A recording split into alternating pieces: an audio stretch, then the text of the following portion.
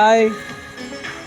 వెంకటాయపాలెం రాజధాని ఏరియాలోని వెంకటేశ్వర గుడికి ఇవాళ దర్శించుకోవడం జరిగింది.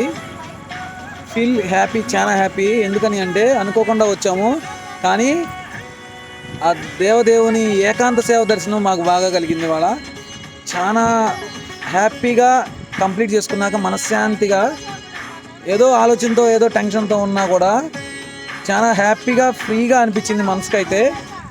ఎంత బాగా ఏకాంత సేవ అనేది చూడగలిగామంటే, మనం తిరుమలలో చూడాలి అంటే అవకాశం ఉండకపోవచ్చు, కానీ ఇక్కడ ప్రతిరోజు 7:40కి మనం కనుక ఉండగలిగితే